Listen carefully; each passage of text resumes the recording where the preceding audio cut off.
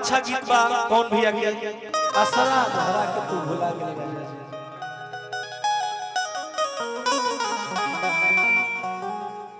थोड़ा सा खांसी हो गई बा माफी चाहो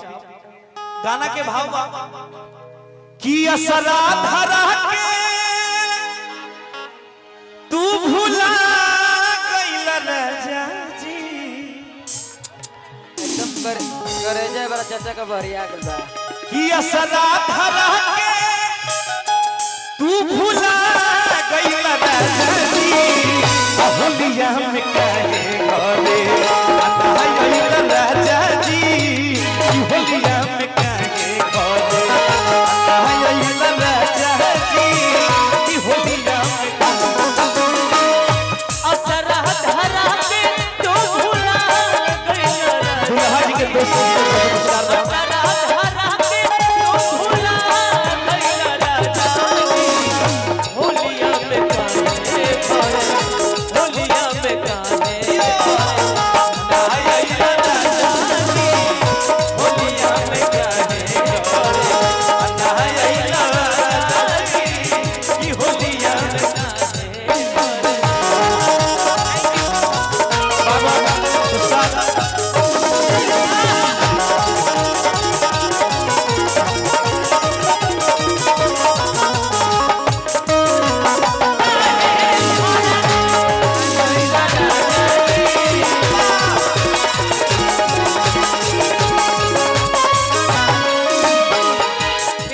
मामा जी के तरफ से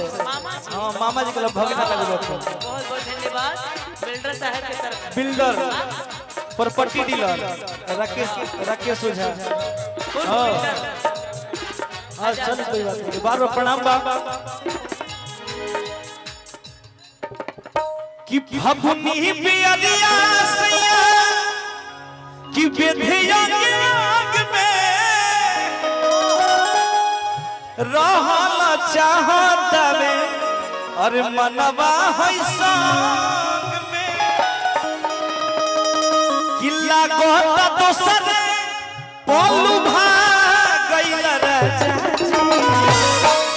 किला गोता है सिमरन पहला भाग गइल राजा किला गोता दोसर पोलू भाग गइल राजा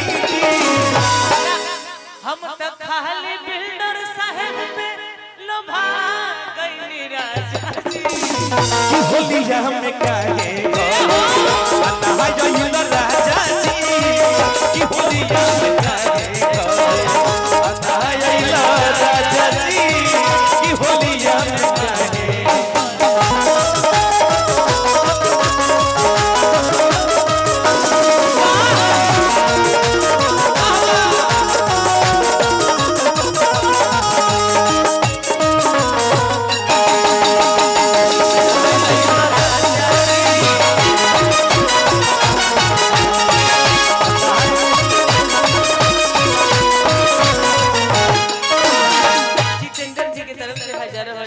बार बार प्रणाम भैया के काव्या जी रुको एक 8 साल पहले गीत हम गइले रहे जेके हमार बहुत प्रिय मित्र भाई गोलू भाई चाहे हर कलाकार गावत रहलो हम भी उनका लोग के गाना गाइला जौन गाना अच्छा लग जला दिले भैया गाइला जाए 8 साल पहले हम गइले रहे छोट रही त कि कवन जादू कोई नी पहिला भेंट में ई अवंतिका म्यूजिक से गाना आई रहे हम सब त गाइला नहीं गोरखपुर मुन्ना मिश्रा भैया के म्यूजिक रहे कि कवन जादू कोई नी पहिला भेंट में अरे राजा जी दर्द ओमे वो लाइन रहे कि ताला ना मारल रहे गेट में बेयासी अरे राजा जी खुशखबरी बका दर्द होता पेट में ये सब के गीत को बहुत सारा सलाद कर देता लेकिन हई जोन मजा बा कि कुहू के मिजाज जब जा कि बोले ले पुलिया और नीमन ना लागे जाही और तोहरा भी न होलिया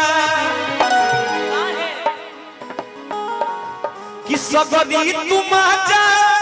कीरा कीरा कैल राजा जी कि कि सबरी तुम आजा